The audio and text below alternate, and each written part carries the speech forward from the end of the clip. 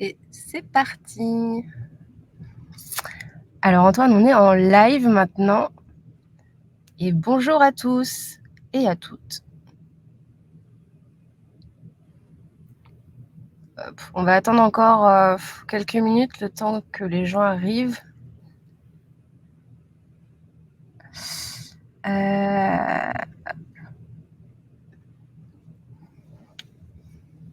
On devient tout sérieux, Antoine, alors qu'on parle de nos vacances. Oh. Qu'est-ce qu'on voit actuellement à l'écran? Alors, on nous voit tous les deux, plus ta presse. Et on nous entend, j'imagine. Ah là, oui. Ok, Est-ce très que bien. vous Non, mais nous je voulais être sûr. entendez? Ah bah voilà. Florence, passe le bonjour. Mais Je oui, crois que c'est ta Florence, je t'ai vu Florence. dans la liste. C'est ma Florence, exactement, qui est donc Exactement. collègue sur ma précédente mission. J'espère que tu vas bien, Florence. Salut Louis. Ah, on est sur une conversation privée, aïe. Florence, Ça y est, c'est comment tu vas? parti. Hop, le chat est là. Coucou, ça va? Bonjour à tous, en tout cas. Mm. Pas seulement à Florence. Hein.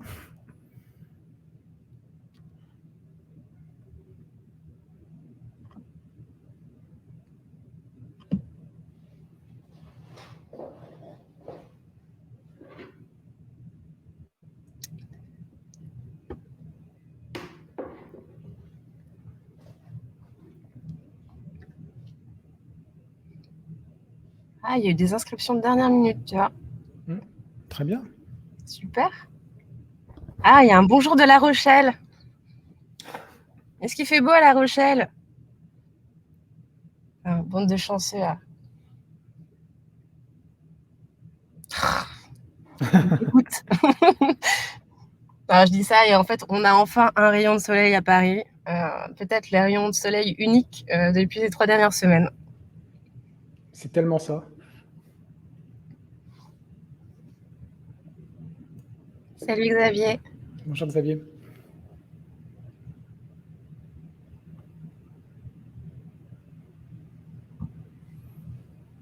Et on attend encore 2 minutes et après on va démarrer.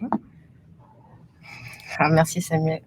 Oui, effectivement, a priori, ce week-end, ça sent la concentration de personnes dans les parcs parisiens. Avec le retour des pique-niques et un peu de soleil et des apéros, c'est pas mal ça.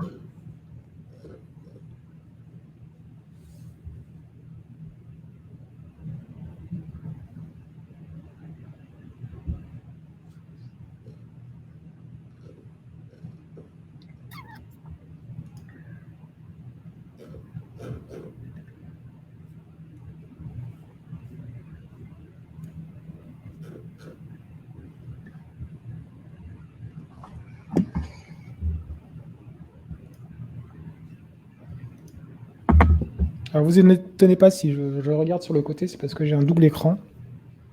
Et vous, tout le monde, vous êtes sur cet écran-là, sur le côté. Et je vous adresserai la parole ici tout à l'heure. Ce sera quand même un peu plus sympa si je vous parle dans les yeux. Ouais, c'est bien de préciser, effectivement, sinon ça aurait été un peu bizarre. Hop. Moi, j'ai perdu.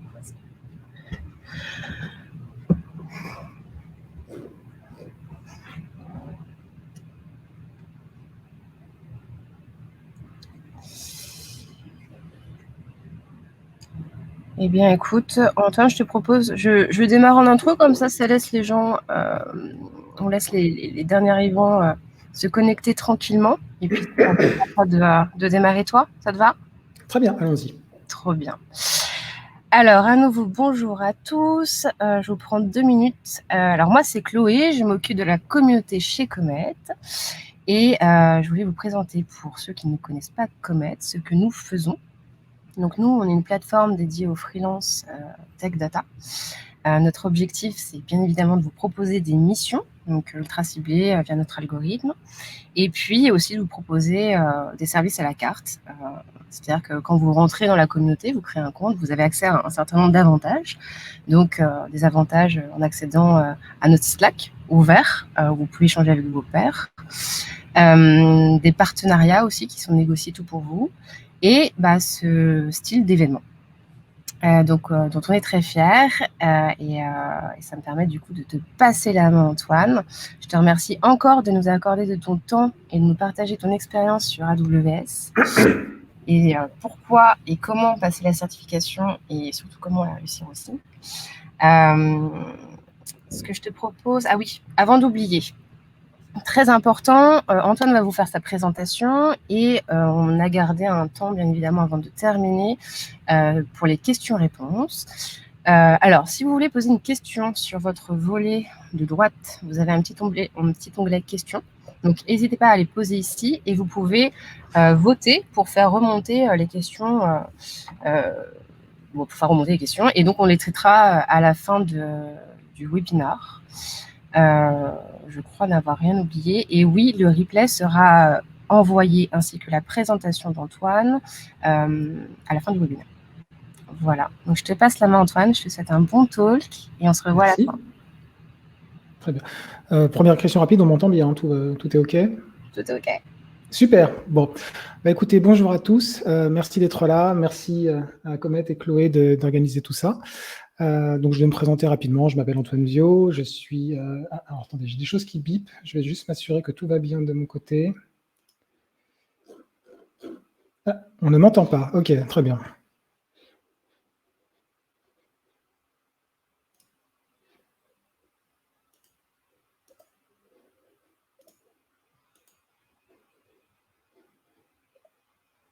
OK, est-ce qu'on m'entend ou pas, là?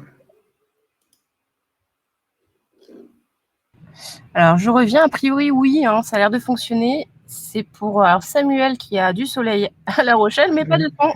Donc, voilà. D'accord. Alors, en fait, ce que je vais faire aussi de mon côté, c'est que je vais désactiver mes notifications parce que ça bipette partout. Voilà. Je vais garder l'écran. Voilà. Bon, OK. Donc, on recommence. Donc, bonjour à tous. Merci d'être là. Je vais me présenter rapidement. Merci à Comet d'organiser ce webinaire. J'espère que vous donnera toutes les informations qui vous intéressent et vous concernent concernant les certifications Amazon Web Services.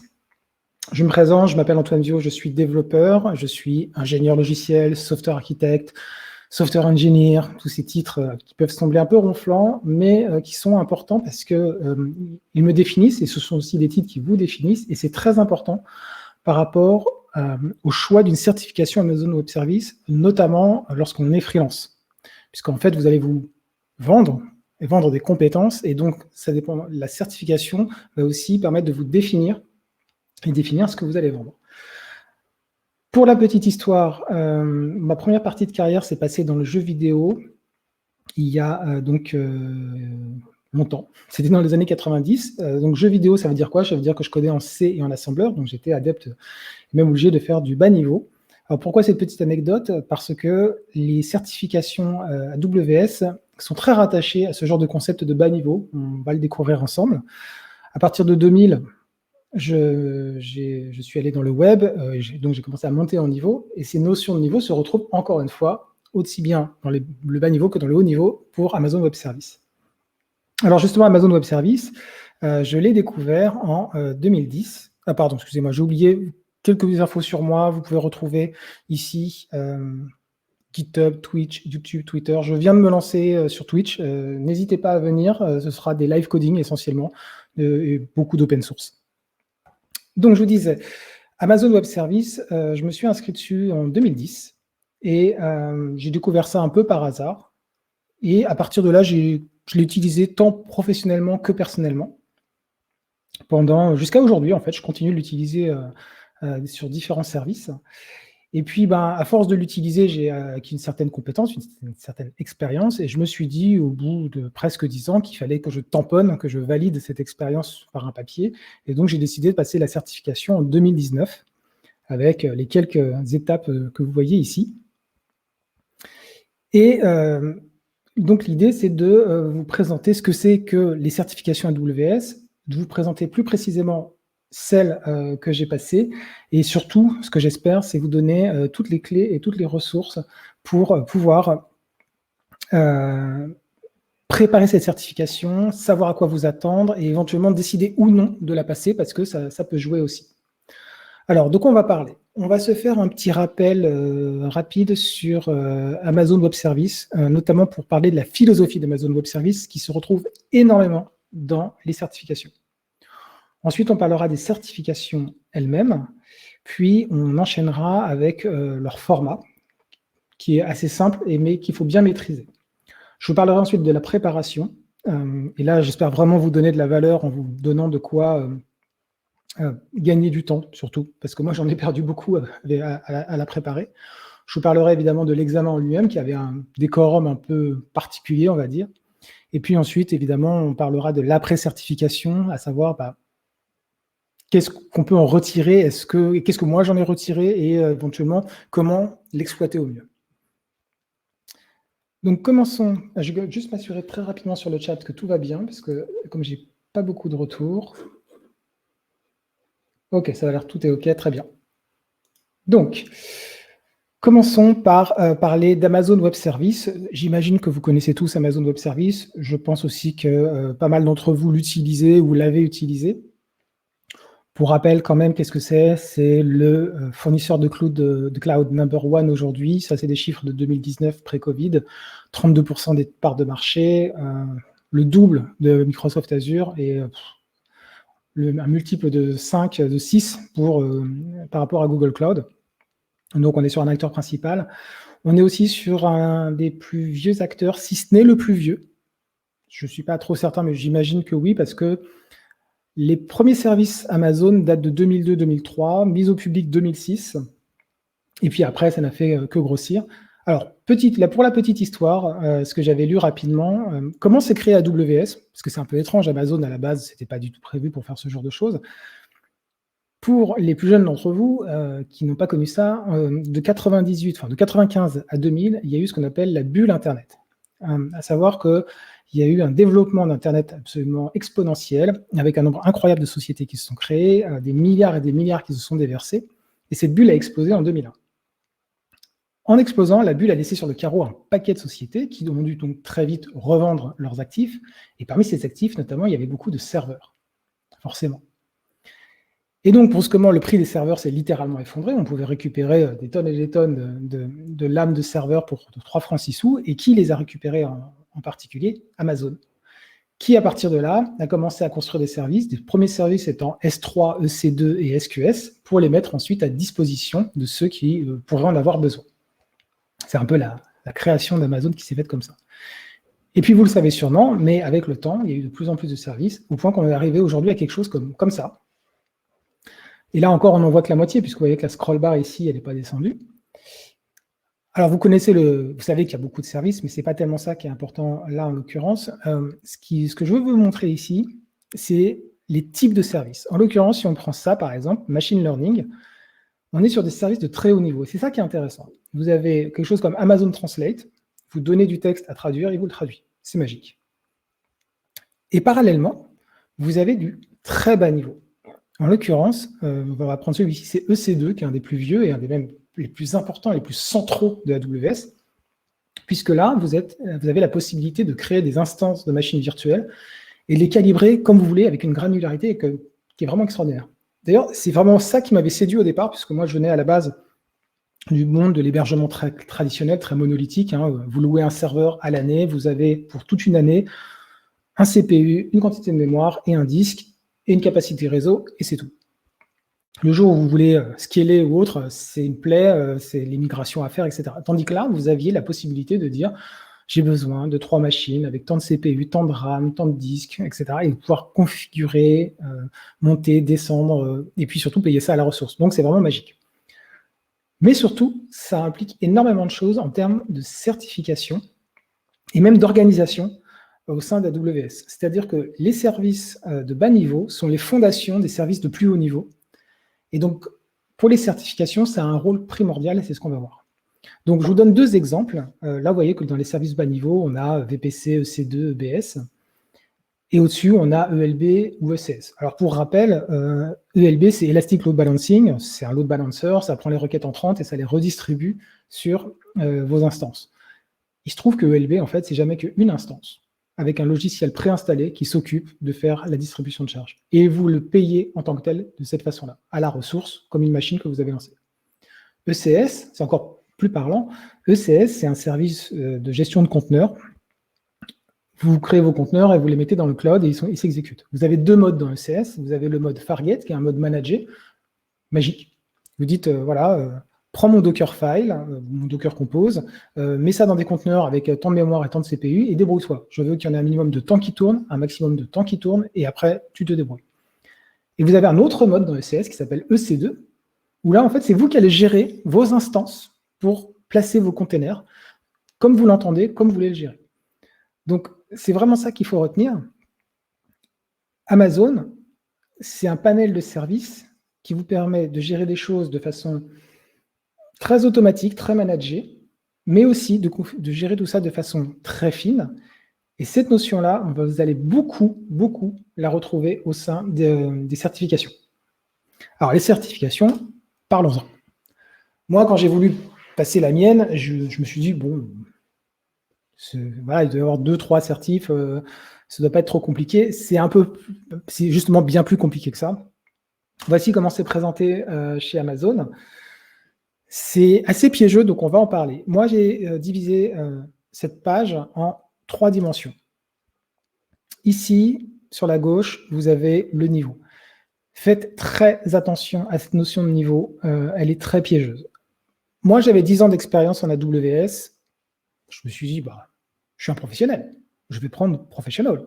2 ans d'expérience complète dans la conception et l'exploitation. J'en avais monté quelques infras et quelques archis avec du AWS. Alors, pas du tout. En fait, ce qui est demandé là, d'après ce que j'ai compris, parce que je me suis beaucoup renseigné, et j'ai regardé un peu les tests et autres, on est limite en train de parler de gens qui bossent directement chez AWS.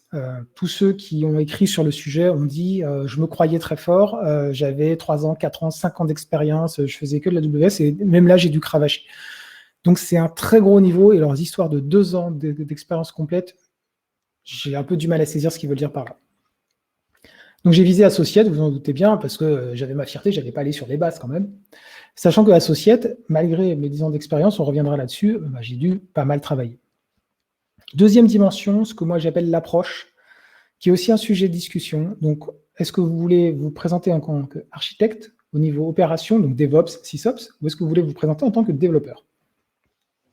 Si votre métier, c'est DevOps, SysOps, c'est facile, vous savez ce que vous avez à faire, SysOps ou DevOps, ces 2 certifs-là seront très bien. Moi, je suis ni l'un ni l'autre, je fais du DevOps et du SysOps, un peu comme M. Jourdain faisait de la prose. En revanche, je me suis posé la question de est-ce que je ne faisais pas plutôt développeur, puisque le cœur de mon métier, c'est le développement. Et je me suis très vite rendu compte que ce n'était pas forcément la manière dont moi, je voulais me présenter. Et j'en viens à ce sujet-là, qui est à partir du moment où vous voulez faire une certification Amazon Web Service, vous devez vraiment réfléchir à qu'est-ce que vous vendez comme compétence, qu'est-ce que vous vendez comme métier, quel métier vous voulez faire. Moi, je suis développeur, mais je considère toujours que le métier de développeur va au-delà du code. Ce n'est pas uniquement connaître un langage, un SDK, une API, ça veut dire comprendre toutes les problématiques qui sont liées à des protocoles de communication entre serveurs et clients, comprendre comment fonctionne une base de données relationnelle, savoir faire du SQL, savoir comment manipuler intelligemment des index dans une base de données NoSQL, etc., etc.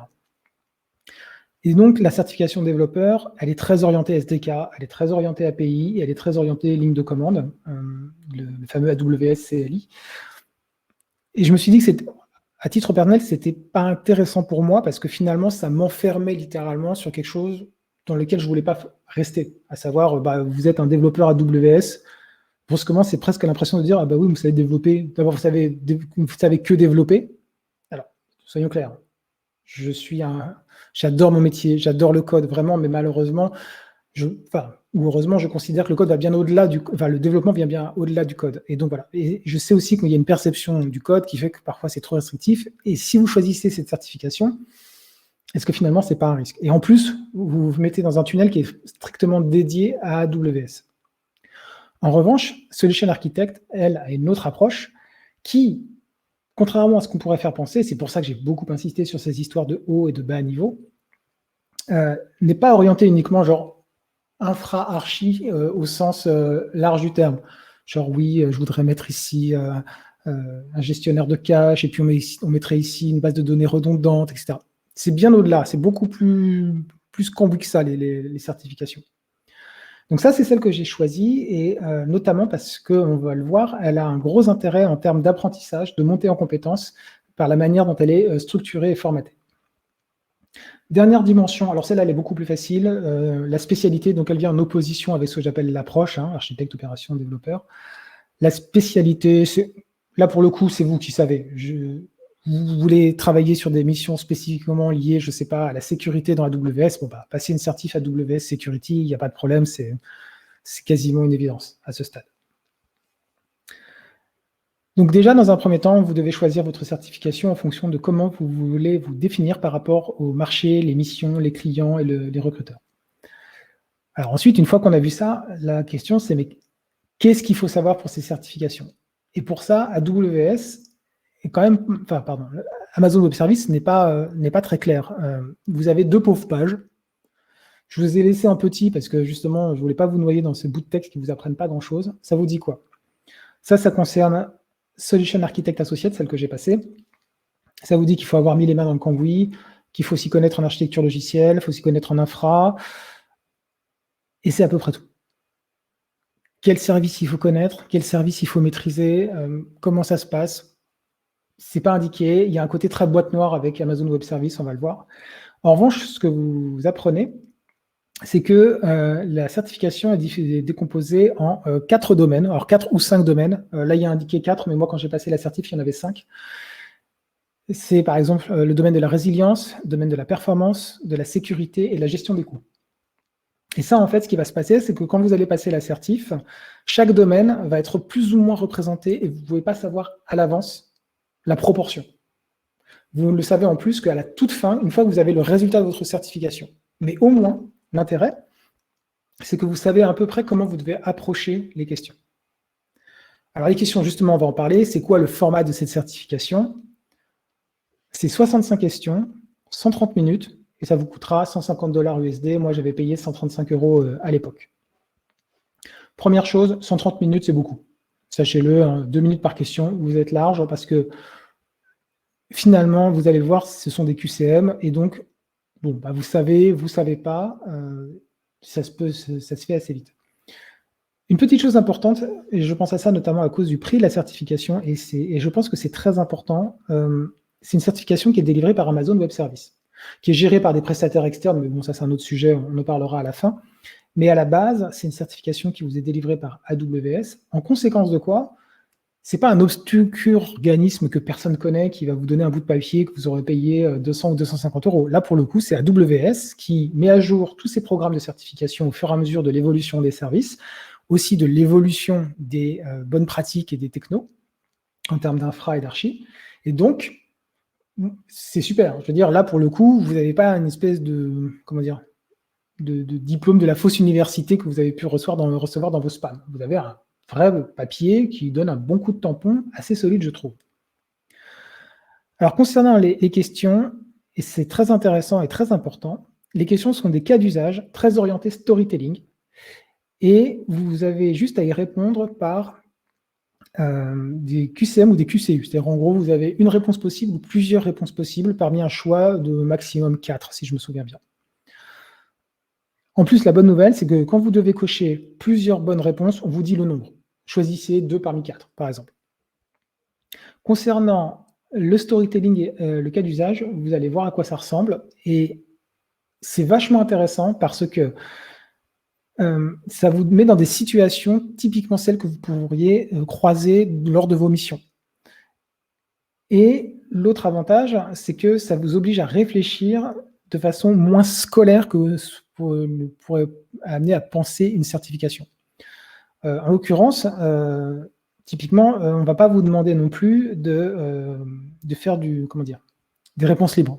Vous n'avez pas de texte à taper, vous n'avez pas des questions à trous, ce genre de choses. Vous avez juste à savoir, c'est-à-dire bien comprendre la question, je reviendrai là-dessus, et ensuite choisir les bonnes réponses. La bonne nouvelle, c'est que vous n'avez pas de questions académiques. Typiquement, on ne va pas vous demander de connaître par cœur des séries de chiffres Amazon. Par exemple, on ne va pas vous demander quel est le nombre maximum d'instances EC2 que vous pouvez lancer simultanément. En revanche, vous pouvez tomber sur une question qui est du genre, vous avez lancé 30 instances EC2, ça ne fonctionne pas, pourquoi? Et là, vous aurez une des réponses parce que Amazon n'autorise que 20 instances simultanément avec un compte de base. Alors, je vous dis ça, je ne me souviens pas avoir croisé ce genre de questions durant l'examen. Par contre, j'en ai croisé quelques-unes de cet ordre-là lorsque j'ai fait les practice tests, qui sont très importants, on va en reparler. Concernant le score pour passer, alors c'est un score qui va de 100 à 1000. Comment il est calculé? On ne sait pas. 70% de bonnes réponses, c'est un chiffre empirique, en fait, on ne sait pas non plus. AWS, c'est une boîte noire de ce côté-là, donc on ne sait même pas quels sont les services à connaître, on ne sait pas comment calculer le score, et on ne sait pas quel est le score minimum à avoir pour obtenir la certification. Bon. Donc, l'avantage, c'est que grâce aux practice tests et autres, j'ai pu faire un peu un résumé de tout ça, et je vais pouvoir vous dire vraiment ce sur quoi vous devez travailler. Alors, avant ça, je vais vous montrer un peu 3 questions que j'ai choisies pour vraiment bien vous résumer le type de questions que vous allez avoir. Alors, je m'excuse par avance pour mon accent anglais. On va la lire rapidement ensemble. Donc, a company is receiving semi-structured and structured data from different sources every day. The solutions architect plans to use big data processing frameworks to analyze a vast amount of data and access it using various business intelligence tools and standard SQL queries. Which of the following provides the most high-performing solution that fulfills this requirement? Suivi 4 solutions possibles, une à choisir.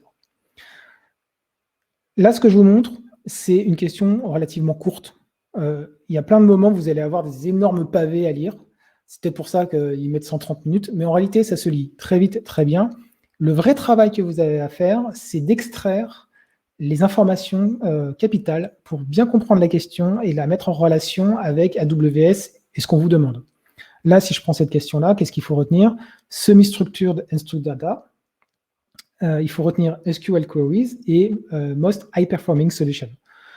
Tout le reste, vous pouvez le jeter à la poubelle. Et donc, à partir de là, vous savez quelle est la bonne réponse. Là, en l'occurrence, c'est la deuxième, c'est utiliser un cluster Elastic MapReduce et utiliser les datas dans Amazon Redshift.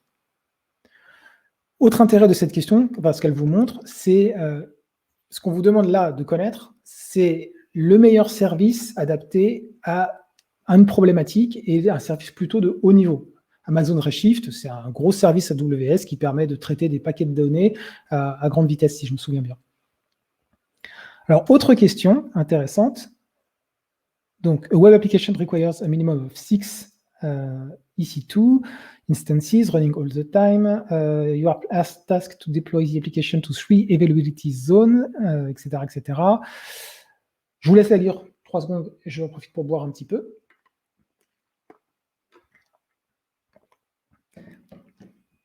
Donc là, ce qu'il faut ressortir de tout ça, c'est quoi? C'est les chiffres. On veut avoir 6 instances EC2 qui tournent dans 3 zones de disponibilité et on a droit à une seule zone en RAD et on doit trouver la solution la moins chère. Voilà.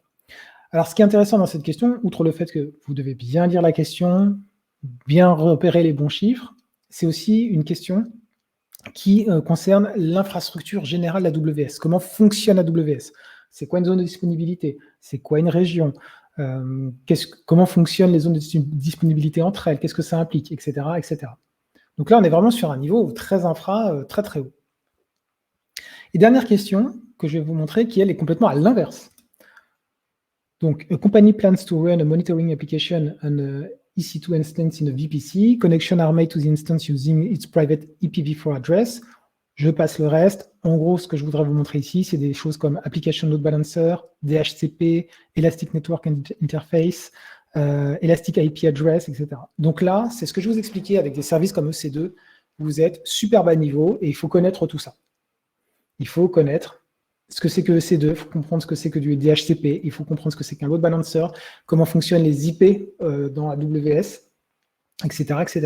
Donc vous avez vu, ça s'étend vraiment. Hein. On a quelque chose qui va de les zones de disponibilité qui sont globalement des data centers physiques dans une même région. Hein, c'est des bâtiments qui contiennent des serveurs et c'est ça une zone de disponibilité. Et puis, vous avez des questions sur juste quels sont les bons services pour les bons problèmes. Et puis, vous avez des questions du genre, ah bah oui, alors là, il faut que je branche ça avec ça, que je configure tel truc avec tel machin, etc. Et comment ça se passe. Donc, vous avez vu, c'est un panel assez large, en fait, qu'il faut connaître. Et alors, si je reviens à la liste immense des services AWS, on se dit, mais c'est pas possible, jamais je pourrais apprendre et retenir tout ça par cœur. Et vous avez raison. Donc, la bonne nouvelle, c'est que concernant la Solution Architect Associate, je vous ai extrait spécifiquement ce qu'il faut connaître. En l'occurrence, il faut que vous maîtrisiez ceci. Ce qui est intéressant, c'est que dans ce qu'il y a à maîtriser, on a pas mal de choses à assez bas niveau. VPC, EC2, AMI, qui va avec EC2, EBS, Elastic Block Store, tout ce qui est stockage au niveau de EC2, ELB, le load balancing, S3 pour le stockage encore une fois, etc. etc. Ça, c'est un peu les services de base en fait d'AWS à mon sens. Alors quand je dis maîtriser, qu'est-ce que ça veut dire? Il faut vraiment bien les connaître sur le bout des doigts. Ça veut dire que vous devez les avoir manipulés, soit sur des projets perso, soit sur des projets professionnels, idéalement avec de la mise en prod. Il faut avoir lu la doc intégralement. C'est la mauvaise nouvelle. Moi, j'avais beaucoup d'expérience en EC2, AMI, EBS, S3 et RDS, ainsi que Elasticache et Route 53. En fait, j'ai découvert qu'il y avait plein de choses, et pas que des petites subtilités que je ne connaissais pas, parce que ces services, outre le fait qu'il y a beaucoup de services dans AWS, chaque service a un panel de possibilités qui parfois est absolument incroyable. Rien que S3, c'est incroyable la manière dont ce service a évolué. Je veux dire, vous êtes capable de stocker des fichiers pour les stocker sur des longues durées, pour les stocker pour de la haute disponibilité, pour les stocker avec des contraintes de sécurité, des contraintes de chiffrement. Voilà, il y a toutes ces choses-là à connaître et qui vous seront posées sous la forme de questions storytelling, qui parfois sont très intéressantes parce qu'elles abordent des sujets que vous avez peut-être jamais eu à affronter. Moi, ça m'a marqué, par exemple, il y avait pas mal de questions qui étaient orientées autour de la sécurité, autour de la santé. C'est très d'actualité, si j'ose dire. Donc, c'était par exemple, une compagnie d'assurance dans la santé doit stocker des dossiers médicaux sur 10 ans, tout en les chiffrant, tout en étant capable de pouvoir ressortir une partie de ces dossiers dans un délai maximum de 24 heures. Quelle est la meilleure solution pour ça? Donc, ils vont vous proposer des questions qui sont parfois complètement à la ramasse, ils vont vous proposer des solutions qui sont parfois complètement à la ramasse par rapport à la question, puis parfois vous aurez des petites subtilités. Alors, ça me permet de faire une petite parenthèse. Est-ce qu'il y a des pièges dans les questions? Pas vraiment. Il n'y a aucun moment où je me suis dit « Oula, c'est tricky celle-là ». Vous avez parfois une ou deux petites négations un peu piégeuses, mais je n'ai jamais trouvé rien de tragique.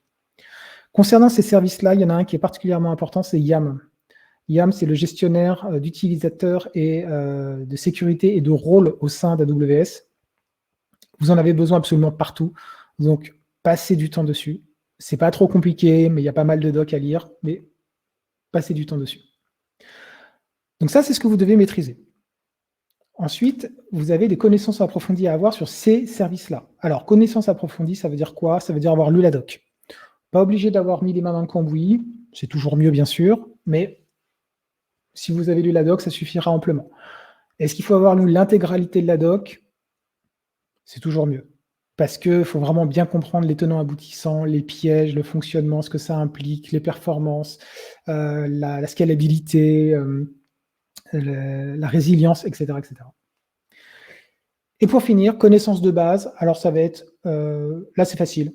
En gros, vous allez sur la page des services et vous allez juste lire la première page, la présentation du service, et vous avez pas besoin d'aller au-delà.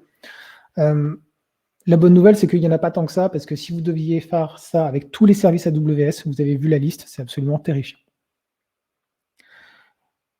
Alors, pour avoir toutes ces connaissances-là, il faut se préparer. Pour le coup, je vais faire un peu mon storytelling à moi, je vais vous raconter ma petite histoire à moi en 4 temps. Donc, comme je vous l'ai dit, je me suis inscrit sur AWS en 2010.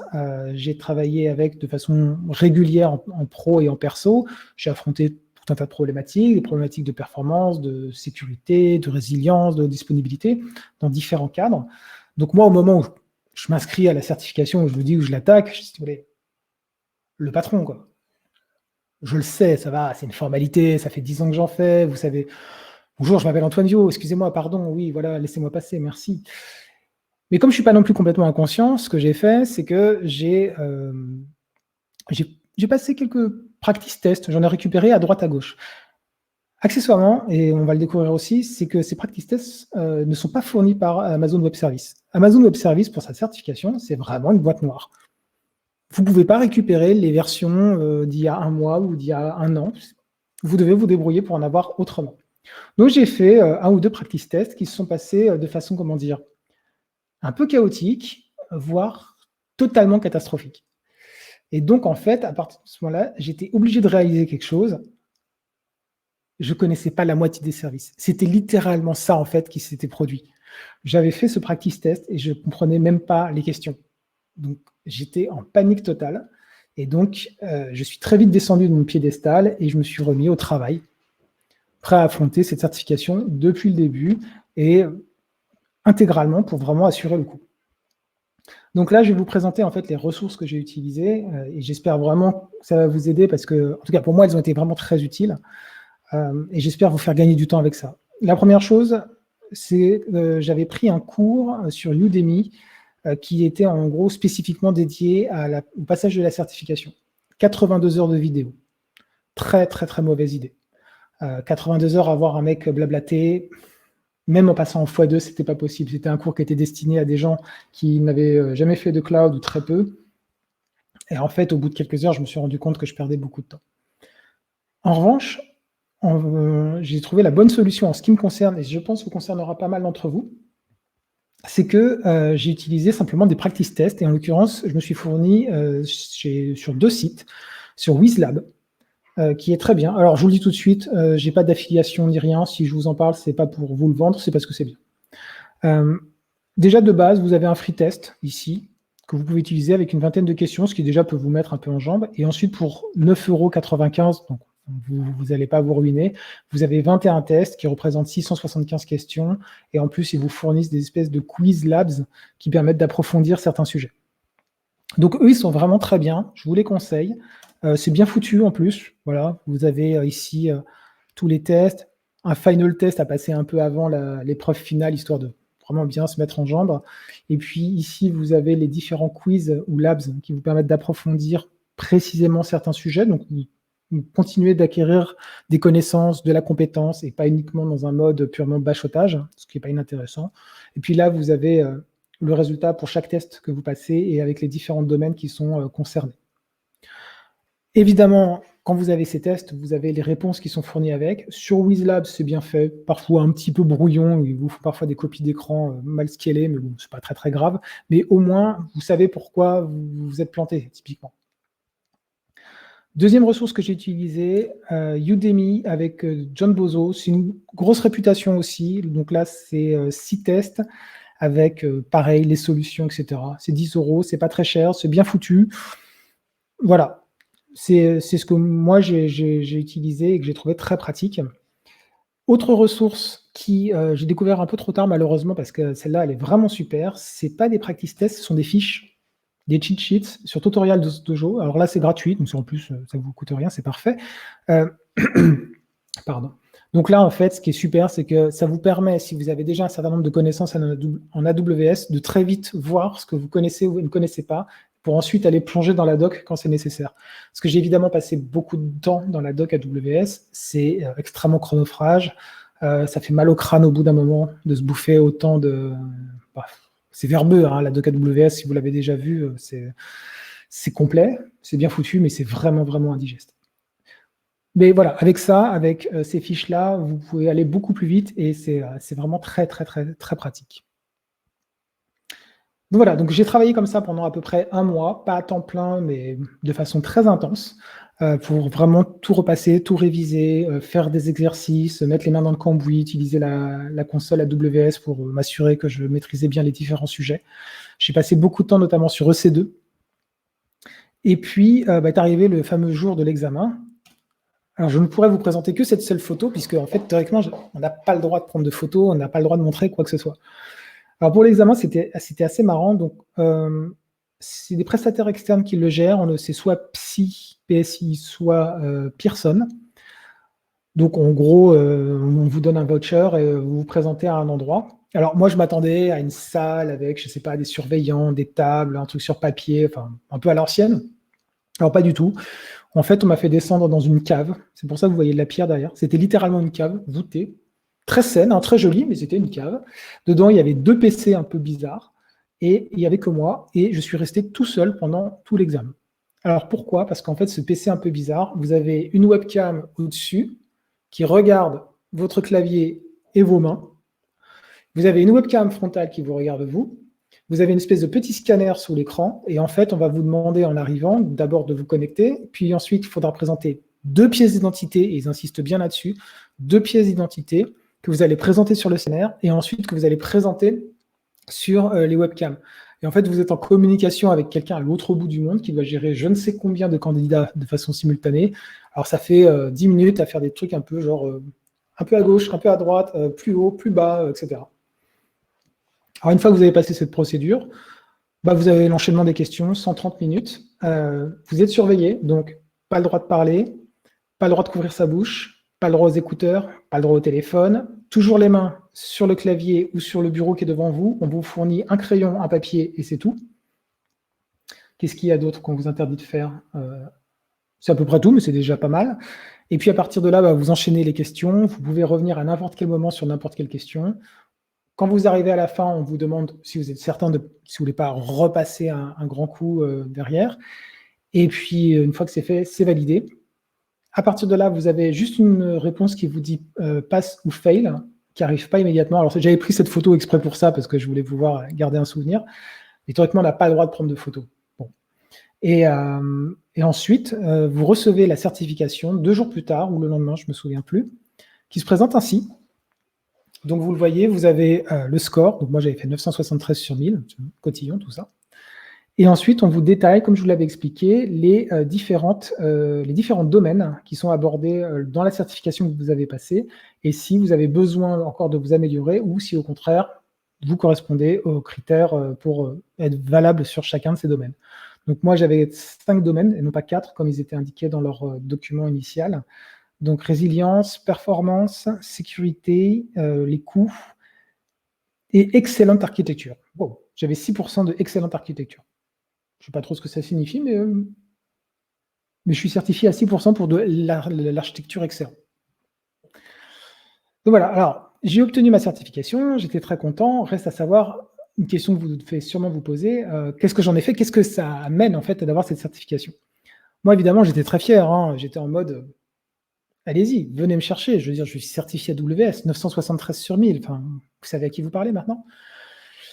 Bon, en fait, c'est plutôt ça. En réalité, il y a tout un travail à faire derrière qui est un travail sur comment, et vous le savez en tant que freelance, comment vous vendez vos compétences. Il se trouve que moi, je suis donc software engineer, architecte, développeur, etc. Et en plus, ces dernières années, je faisais beaucoup de front avec du Angular. Donc, quand vous vous placez avec de l'AWS, c'est pas super cohérent. J'ai fait une autre erreur aussi, c'est que je l'ai juste ajouté dans ma besace parmi beaucoup d'autres choses. Je vous montre rapidement, donc je vais faire un petit... Voilà, je vous montre mon site perso, enfin mon site pro en l'occurrence. Et là, ce que vous voyez, c'est que ça, c'est les différentes compétences que je présente. Et j'ai mis Amazon Web Service avec certifié solution, etc. au milieu de tout ça. Donc, c'est un peu perdu. On le retrouve ici. Mais si vous voulez, vous connaissez le système des recruteurs ou même des clients. Je veux dire, ils ont une problématique. Ils ont des mots-clés. Est-ce que vous correspondez ou est-ce que vous ne correspondez pas? Donc, moi, par exemple, avec beaucoup de temps passé sur AWS, sur Amazon, pardon, excusez-moi, avec beaucoup de temps passé sur Angular, est-ce que AWS était pertinent? Vous doutez bien que pas vraiment, c'est un peu étrange.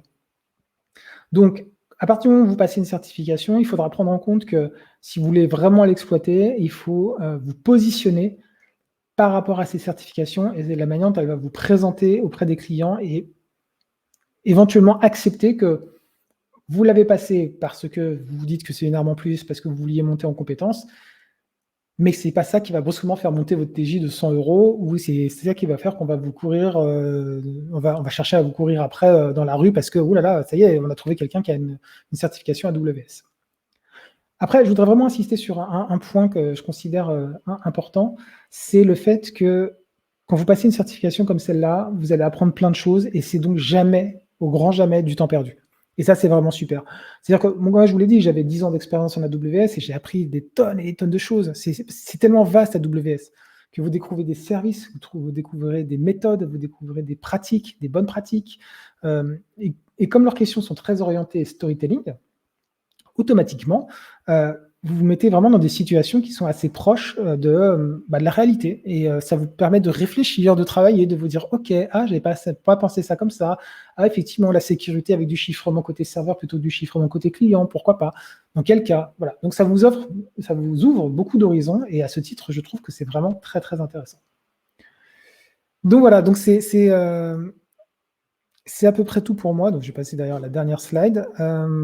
Si vous avez des questions, merci de m'avoir écouté. Si vous avez des questions, écoutez, c'est maintenant. Donc, je vais basculer ici.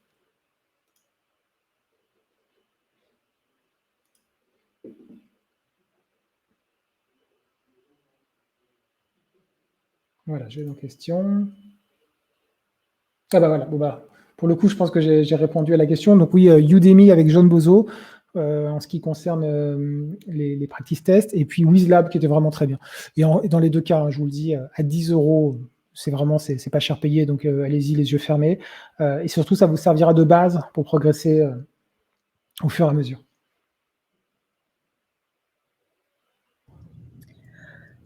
Je me permets de te rejoindre. Bien sûr. Alors attends, peut-être qu'il y a des tests. Ok, super. Du coup, moi j'ai été aussi, suite à ton talk, j'avais quelques questions à te poser. Notamment, tu parlais d'un practice test que tu avais fait au tout début pour évaluer ton niveau en pensant être comme ça. Ouais. Est-ce que c'est un practice, j'arrive pas à le dire, un test qui est gratuit, ou est-ce que il a fallu que tu souscrives à quelque chose? Non, moi j'ai commencé. Alors moi, ça allait très vite. Hein. Vous avez 10 questions de test sur Amazon, sur le site de la certification Amazon. Okay. Et après, je suis allé chercher à droite, à gauche, où vous en trouvez des trucs gratuits. Sur WizLab, par exemple, je vous l'avais dit. Hop, c'est là. Voilà, ici.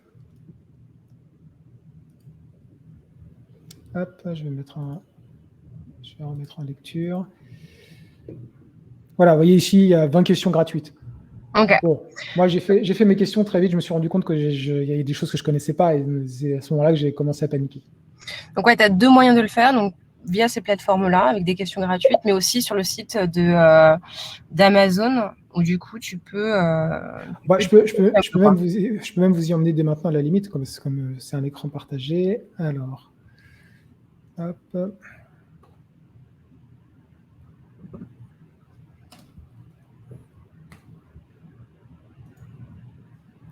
Donc, si on va dessus, se préparer à un examen.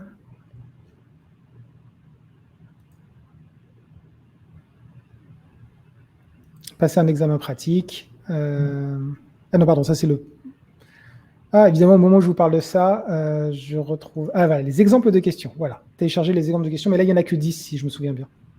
Ok, donc c'est pas mal. Ça permet de voir effectivement vers quelle certification aller et comment ça se tester un petit peu. Exactement, c'est une très bonne piste pour pouvoir savoir quelle certification choisir.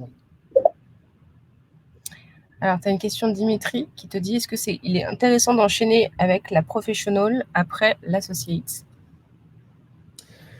Alors, pour le coup, j'ai envie de dire, c'est vous qui savez en fonction de la carrière que vous voulez mener. Professional, pour ce que j'en ai lu, c'est vraiment un niveau expert. Ceux qui passent la professional sont ceux qui ont une grosse expérience et des grosses compétences en AWS. Ce qui, si vous êtes en train de partir dans une dynamique de spécialisation, peut être super. Et pour le coup, alors, c'est encore un avis subjectif, je pense que c'est quelque chose qui peut vous amener à augmenter votre TJ de façon significative si vous tombez sur les bonnes missions ou simplement le bon travail où on dit, voilà, nous on est sur AWS, on a besoin vraiment d'une personne qui maîtrise super bien ça, avec telle problématique, et là vous êtes un expert. Donc en tant qu'expert, vous vendez au prix d'un expert. Après, si vous êtes dans une logique de freelance comme moi, qui est pour pouvoir diversifier au maximum son panel de missions, son panel d'expérience, en fait, peut-être moins intéressant. L'autre chose aussi que j'ai vraiment retenue, c'est que la professionnelle, elle est vraiment chaude. Alors, le TJM qu'on peut espérer, c'est... encore une fois, c'est toujours la même chose, hein, ça dépend de chacun, parce que si vous avez, je ne sais pas... Pour le coup, vous savez comme moi, les TJ, ça varie en fonction du client, ça va varier en fonction de votre expérience, de votre techno, etc. Moi, je n'ai jamais fait de mission en tant que DevOps. Donc, je pourrais pas dire qu'est-ce que ça vaut un DevOps avec ou sans certification? Ce que je peux dire, c'est que moi, mais c'est encore une fois, c'est mon parcours personnel, j'ai pas fait un jump de mon TJ grâce à AWS, tout simplement parce que les dernières missions que j'ai faites, il n'y avait pas d'AWS. Florence, ma camarade qui est là, ça fait très plaisir Florence, nous, on était sous Azure. Donc bon, AWS dans ce cas-là, c'est un peu dommage. Là, je vais entamer prochainement une mission. J'ai exactement le même problème. J'étais très fier, j'ai passé l'entretien en disant « Ah, vous savez, je suis certifié AWS. » Oui, mais nous, on est chez Azure. Alors après, j'ai quand même essayé d'expliquer, oui, AWS certifié, ça veut dire quand même que j'ai passé tout un tas j'ai validé un certain nombre de compétences, de problématiques, etc. Malheureusement, ça, est-ce que les recruteurs ou les clients le savent? J'en suis pas persuadé. Je vais me permettre de rebondir du coup et te répondre, Tony, pour Comet. Comme le disait Antoine, en fait, quand tu fais ta certification, il faut déjà avoir pratiqué. Donc en fait, en vrai, la certif, je pense que c'est plus un achievement en fait pour vous aussi pour être sûr en fait de certifier un niveau quoi. Côté client, c'est pas il faut regarder les deux encore aujourd'hui, de se dire est-ce que tu as la certif oui non, et du coup ça évite potentiellement de passer certains tests ou évaluations. Mais encore aujourd'hui, tu vois, si tu as assez d'expérience sur AWS, en vrai, ils vont plutôt faire confiance et peut-être te tester techniquement. En fait, je dirais, l'avantage, c'est que au moins, tu vas peut-être éviter certains tests. Et au niveau de la demande, c'est toujours nous, ce qu'on a constaté en fait en vrai, c'est que la demande est de plus en plus croissante, de vraiment avoir la certification AWS, mais ça n'a pas non plus été ultra fulgurant quoi. Donc soit tu justifies de l'expérience nécessaire, soit tu as l'assertif, et en gros ça t'évite potentiellement de passer certains tests techniques en avance de phase et en entretien. Alors, je rebondis là-dessus parce que j'étais dans une période où j'étais assez dispo pour passer des certifs. Je voulais passer, par exemple, la certif Symfony. Et je m'étais un petit peu renseigné auprès de tes confrères et tes consoeurs sur est-ce que ça vaut le coup. C'est exactement ce qu'on m'a dit. Ce que vient d'expliquer Chloé, ça s'applique à peu près à toutes les certifs. Je pense pas que ça vous donne un avantage dans le sens où vous arrivez et on vous sort le portefeuille, combien tu veux, c'est trop bien, etc. Par contre, ça vous donne un avantage non négligeable si vous cumulez expérience et certification, dans le sens où ça fait gagner beaucoup de temps aux personnes qui sont en face de vous. Et c'est très appréciable. Si quelqu'un dit, voilà, j'ai 3 ans d'expérience Symfony et je suis certifié, ou ça fait 4 ans que je fais de la WS et je suis certifié, automatiquement, on sait qu'on n'a pas de test à faire passer, et surtout, globalement, le CV, il passe en haut de la pile. Ouais, c'est ce que j'allais dire. En fait, vous allez potentiellement gagner du temps en fait, et être priorisé face à d'autres profils pour une mission, quoi. Maintenant, les certifications, j'ai envie de dire, n'importe qui peut les passer. Hein, donc, ça ne vous fait pas de vous. J'aurais bien aimé que ce soit le cas, mais ça ne fait pas de nous des génies. Hein. C'est pas ça qui va faire que brusquement, on va devenir des Steve Jobs ou des Bill Gates. Hein. Ouais, mais en vrai, c'est quand même pas mal de prépa, quoi. Tu peux pas non plus. Oui, c'est du boulot. C'est assez intéressant que tu dises ça, parce qu'effectivement, moi, ça m'a demandé du boulot. Alors moi, je suis quelqu'un d'assez scolaire, assez besogneux, donc c'est peut-être aussi pour ça que j'ai passé du temps dessus. Mais encore une fois, AWS, le sujet est très très vaste, sachant que la solution architecte n'est qu'une sous-partie de l'ensemble des services. Effectivement, dans mes services dans ma certif, à aucun moment j'ai eu des questions sur le machine learning. Hein. On ne vous demande pas de savoir ça. Par contre, on vous pose des questions sur qu'est-ce qu'on assemble comme service entre eux et comment on les assemble et à quoi il faut faire attention et quelles sont les meilleures solutions en fonction du besoin du client virtuel. La performance, la sécurité, la haute disponibilité, etc. etc. Alors, on me demande un TJM pour redonner une fourchette.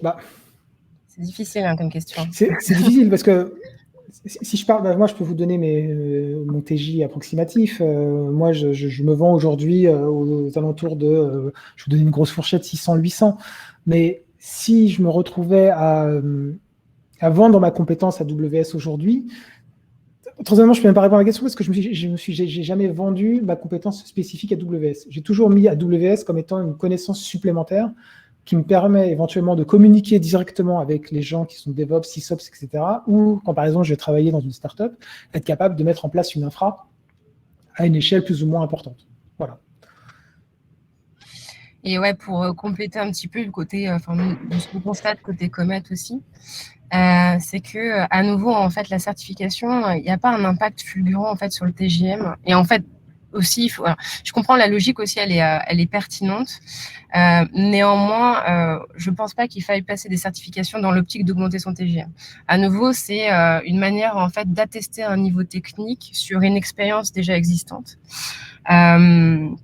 Donc, du coup, effectivement, de plus en plus de clients la demandent, ce qui fait que ça vous priorise potentiellement sur une pile de candidats.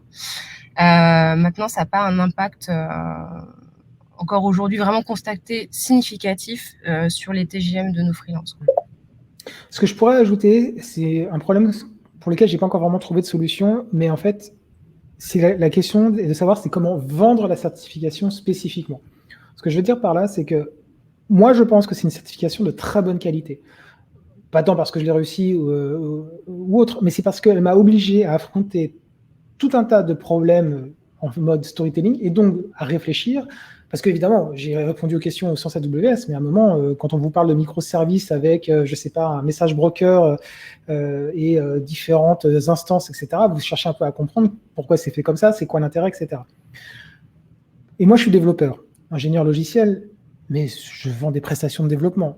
Et en fait, ce qui peut-être je n'ai pas encore réussi à bien faire, et c'est peut-être ce que vous arriverez à faire, ou au moins je vous invite à y réfléchir, c'est comment expliquer d'une façon ou d'une autre aux personnes qui sont face à vous que vous avez passé une certification qui prouve non seulement que vous êtes bon à AWS, mais surtout qui montre que vous avez affronté, réfléchi, tout un tas de problèmes d'architecture qui vont bien au-delà du développement, qui vont bien au-delà de quel SDK choisir ou quelle est la meilleure façon, enfin j'en sais rien, de structurer son code. On est aussi sur des problématiques de comment on gère quand on a un flux de données qui arrive là, qui repart là, et qu'on a des goulets d'étranglement ici, et que, ah oui, mais là, ici, il faut que ce soit chiffré, mais pas là, et ainsi de suite, et ainsi de suite. Alors, les autres certifs AWS qui mettront un profil DevOps en avant chez le client, alors là, c'est assez facile. Je vais retourner, je vais remontrer la slide concernée. C'est celle-là. Voilà, ça va être ces deux-là. DevOps Engineer et SysOps Administrator. DevOps, vous avez deviné, en gros, ça concerne tout ce qui va être CI/CD, parce que parmi les services AWS, vous avez tout un tas de services spécifiquement dédiés à ça, CI/CD. Vous avez Code Deploy, Code Commit, et il y en a encore 3 ou 4 autres, qui sont des trucs qui permettent de reconstituer, en gros, GitLab CI, GitHub et toutes ces choses-là.